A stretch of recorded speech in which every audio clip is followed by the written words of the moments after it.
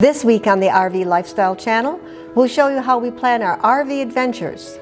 We'll share the books, the maps, and the online planning resources that we use to discover and explore great destinations. Come on along.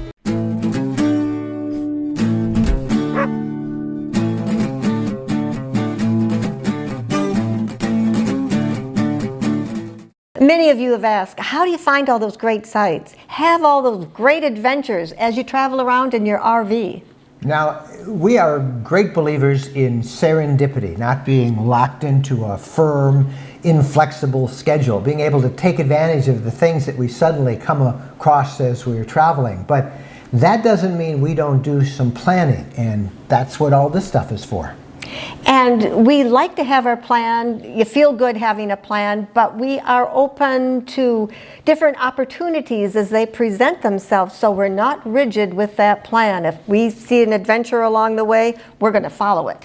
So we are going to show you. We use a bunch of books and guides and maps and online tools. We believe that a good plan starts with good information. And that's how we're going to plan out our trips this year, and we'll bring you in on the process. So let's get started. We start out like this, with everything spread out all around us. For example, this year we have 2 cross-country RV trips that we intend to take, one to the southwest and one to the northwest. Both are long trips of over 2,000 miles one way. The first thing we like to do is spread out a big paper map that shows the entire country. We get an overall look at the general route we want to take, the different regions and states we'll be traveling through. We also have a smaller bound book with individual maps for each state. Whenever possible, we like to use the 330 rule, which is not to travel more than 330 miles in a day so that we're not too worn out, or to stop by 3:30 local time so that we can enjoy where we are, look around, have time to explore, and just enjoy. And to help us do that, I use this little piece of yarn. Using the legend on the printed map, we cut a piece of yarn that roughly corresponds to 330 miles. Then we use it to plot out how long it will take us to get to our destination. This gives us a rough idea of where we should overnight and what roads, highways, and freeways might be the routes we want to follow.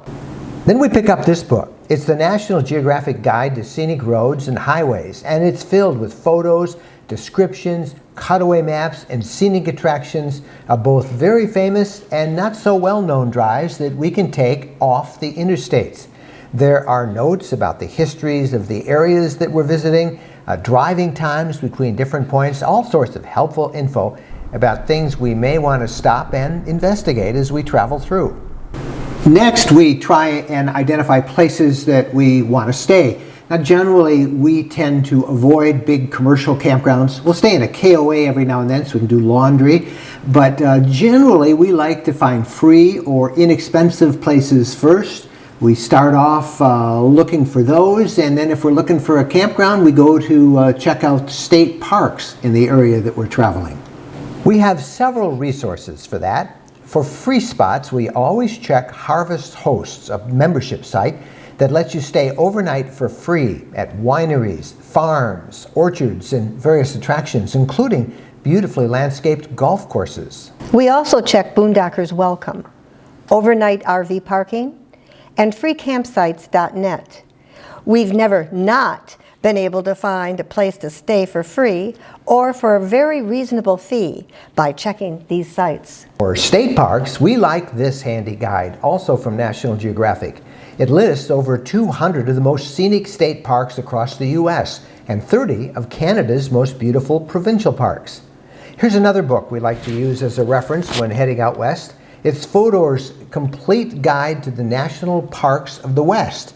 We like the maps that it contains of the national parks, and of course all the photos of what we can expect to see. We're not done with the books just yet. We love this one, Amazing Festivals.